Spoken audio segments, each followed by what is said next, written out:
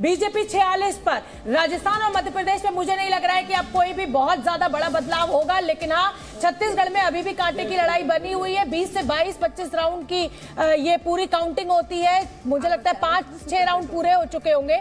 42 और 46 से तेलंगाना में जीत और तस्वीर लगभग साफ दिख रही है कांग्रेस की। पूरी कीजिए अपनी बात, राखी जी। मैं कह रहा था कि इस क्राइसिस में प्रधानमंत्री जी ने और पूरी भारतीय जनता पार्टी ने, जिसको कहते हैं कि हैंड्स डाउन नहीं किया, वो पूरी लड़ाई को ले जाकर के और हाई पिच पर इस लड़ाई को ले गए।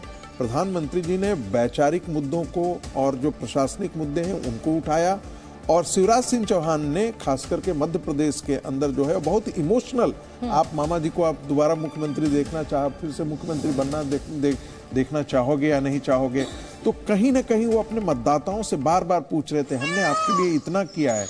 महिलाओं के लिए कोई 21 योजनाएं उन्होंने शुरू की थी प्रदेश के अंदर।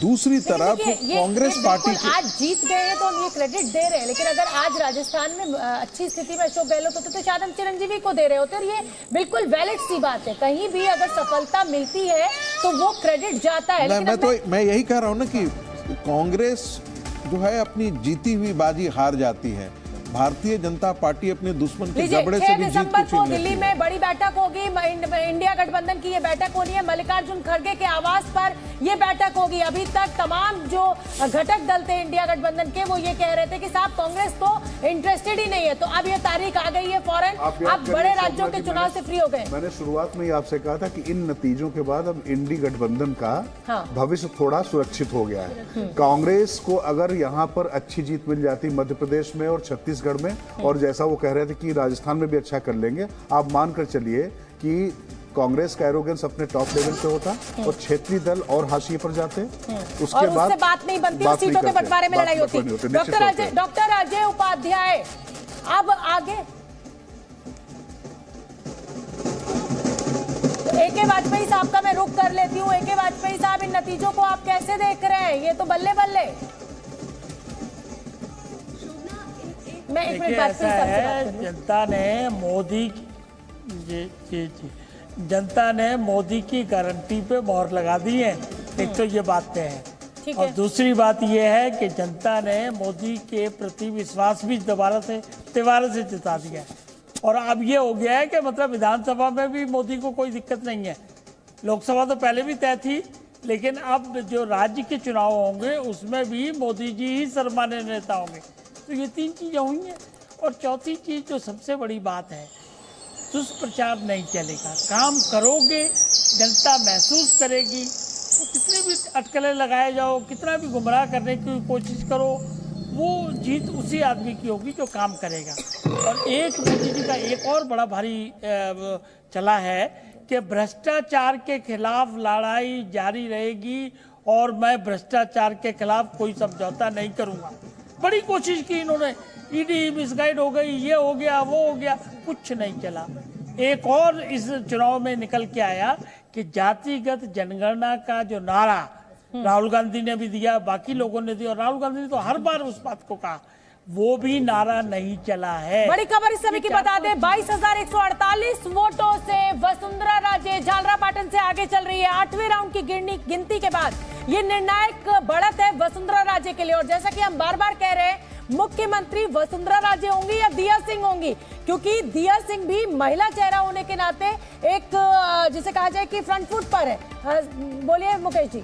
देखिए, वहां तो बहुत सारे चेहरे हैं, और इस बार जिस तरह से 7 सांसदों को लड़ाया है, तो ये एक भावना ये भी जगाई है लोगों में कि कौन होगा। ये बिल्कुल भी असमंजस की स्थिति है। वसुंधरा राजे ने सीधे और खुली चुनौती पूरे देश में, अगर भाजपा का जो केंद्रीय नेतृत्व है मोदी जी और अमित शाह का, उसके सामने किसी भी राज्य में किसी भी नेता की हिम्मत नहीं हुई।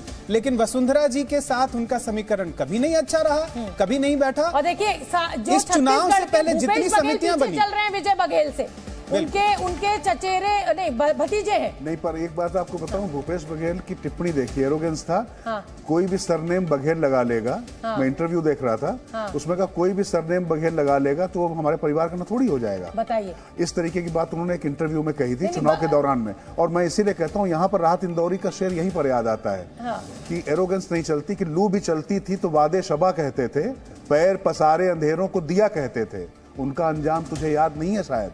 और भी लोग थे जो खुद को खुदा कहते थे। तो खुदा कोई नहीं होता, खुदा ऊपर ही। बिल्कुल बिल्कुल सही बात है। और जनता जो है वो जिसे कहा जाए कि इलेक्शन में, चुनाव में सबसे बड़ा खुदा है, सबसे बड़ा भगवान है। उसने अच्छे अच्छों को पानी पिला दिया और अच्छे अच्छों को जो है जमीन से उठाकर आसमान पर बिठा दिया। मुकेश जी, राजस्थान की जो बात है उसमें तो सारे, और देखिए कि वसुंधरा राजे को जिनके दम पे, सब ये सर्वमान्य है कि राजस्थान में भाजपा की जमीन पे सबसे ज्यादा पकड़ है तो वसुंधरा में है। इसके बावजूद जितनी चुनाव से पहले समितियां बनी, किसी में भी उनको प्रमुखता से नहीं रखा गया। पहली जब लिस्ट जारी हुई उस दौरान भी उनके ज्यादातर लोगों की टिकट काट दी गई। बहुत शोर मचा। नरपत सिंह राजवी जो 4 बार के विधायक थे, उनकी टिकट काट ली गई। उन्होंने सीधे कहा कि भाजपा जो है मुगलों के सामने घुटना टेक चुकी है। बिल्कुल बिल्कुल। उसके बाद उनको दोबारा टिकट दी गई। फिर एक दोबारा से भाजपा ने अपना अरेंजमेंट ठीक किया और वसुंधरा राजे के तमाम लोगों को टिकट दी गई और उनको यह थोड़ा सा भरोसा हुआ कि ठीक है, हो सकता है मैं भी रेस में हूं। तो ऐसी स्थिति है। इसी तरह से आप मध्य प्रदेश में देखिए, क्या शिवराज सिंह चौहान भले अभी बयान दे रहे हो, क्या उन्हें अंदर से पूछिए क्या भरोसा है? 4 बार मुख्यमंत्री बनने के बाद इतिहास है इतनी, और मध्य प्रदेश ऐसा कंफर्टेबल राज्य नहीं है जिसमें बहुत ज्यादा जीडीपी हो, बहुत सारा सफल मुख्यमंत्री हो गए हैं। बिल्कुल। और ये सब शिवराज सिंह चौहान अगर उस आंकड़े के हिसाब से देखें, लेकिन यही बात मैं कह रहा हूँ जो इसीलिए समस्या खड़ी हो जाती है। भाजपा अब तय करेंगे। देखिए, सरदारपुरा से अशोक गहलोत आगे निकल गए 8,452 वोटों से। 7 से 8वें राउंड की काउंटिंग चल रही होगी। लक्ष्मी जी, आप कुछ कह रही हैं? तेलंगाना में अभी तक देखा जाए तो गजवेल में केसीआर आगे चल रहे हैं और जुबली हिल्स में बीआरएस आगे है, अजरुद्दीन पीछे चल रहे हैं और उनके बेटे केटीआर भी आगे चल रहे हैं। और इंटरेस्टिंग की बात है कि बीजेपी के जो एमपी जो एमएलए की सीट लड़ रहे हैं वो पीछे चल रहे हैं। बिल्कुल। और लेकिन बड़ा फासला हो चुका है। कांग्रेस 63 सीटों पर आगे चल रही है, बीआरएस 43 पर।